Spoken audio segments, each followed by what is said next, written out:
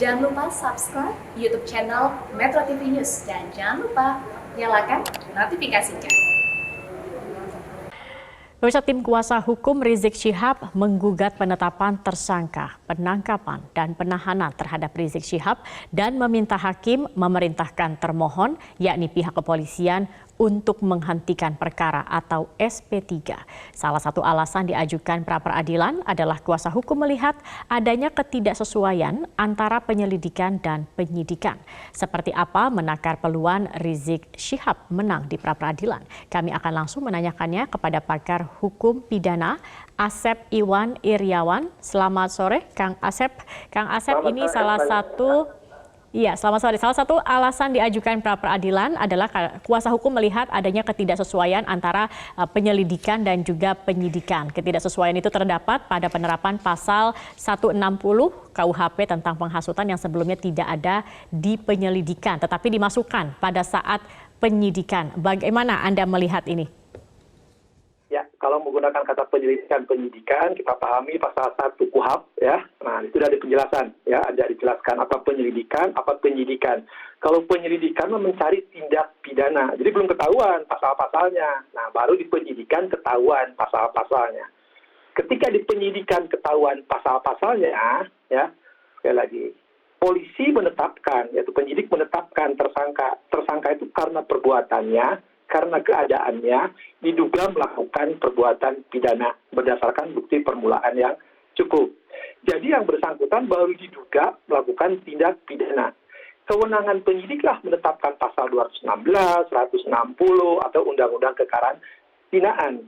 Nah, soal di penyidikan nggak cocok, ya nggak ada masalah. Wong di penyelidikan lagi mencari tindak pidana, ya. Kalau di penyidikan udah tahu tindak pidananya, nah, baru patut diduga berdasar bukti permulaan. Jadi kalau menggunakan konsep penyidikan ya, tapi saya pikir mungkin bukan itu, ya penetapan tersangkanya kalau saya pikir beratnya, walaupun ya pra-peradilan itu menurut pasal 1 butir 10 dan 77 sampai 82 KUHP, ya, menyaut sah tidaknya penangkapan, penahanan, penghentian penyidikan maupun penuntutan. Nah, berdasarkan dulu ada putusan yang menyangkut seorang petinggi, ya, kemudian diputus oleh teman saya Hakim S, dan ada putusan Mahkamah Konstitusi, ya, status penetapan tersangka menjadi objek pra-peradilan. Begitu juga beberapa perkara yang diputus dikabulkan. Jadi sekali lagi, soal dia menyatakan tidak konsisten penyidikan ya pasti itu belum tentu sama. Jangankan penyidikan ke penuntutan maupun di penuntutan nanti di pengadilan, bukan berlapis, hakim bisa menggunakan pasal-pasal yang berbeda, ya, dari mulai pasal yang terberat hingga pasal yang teringan. Oke, pasalnya berarti memang bisa kemudian ada tambahan pasal yang dimasukkan dalam proses akhirnya dalam penyidikan, begitu ya Kang Asep. Kang Asep, selain itu juga dari pihak Rizik Syihab menyatakan mereka juga mengajukan pra-peradilan karena melihat dari mulai penetapan tersangka, penahanan hingga penangkapan ini juga dikatakan tidak sesuai dengan prosedur yang ada. Anda melihatnya bagaimana? Apakah memang demikian dan seperti apa sebenarnya prosedur yang sesuai? Ya, betul. Jadi kategori pra-peradilan itu sah tidaknya penangkapan. Makanya pihak pemohon pra-peradilan ya harus buktikan di mana tidak sahnya penangkapan, misalkan lebih dari 124 jam, ya ada surat tugas atau tidak, penahanan atau lebih atau tidak. Jadi itu dibuktikan ya di pengadilan, dan pengadilan tempat membuktikan. Kemudian juga penetapan tersangka yang tadi katakan kok menggunakan 161. Nah, sekarang kan kita baru mendengar sepihak dari pemohon pra-peradilan. Kita belum mendengar keterangan dari termohon ya pihak penyidik. Ya, kenapa dia menggunakan pasal-pasal itu?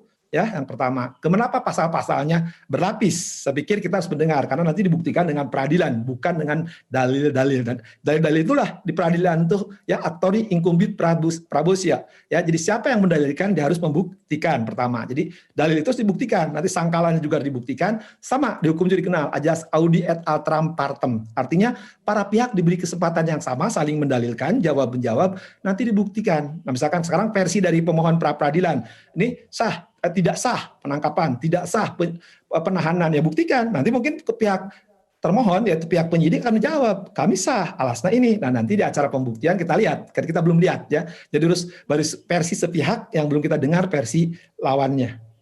Baik, Kang Asep, kemudian ini kan salah satu pasal yang dikenakan adalah pasal penghasutan, begitu. Apakah memang ini tidak cukup kuat untuk pasal penghasutan kemudian dilakukan penahanan, penetapan tersangka ini?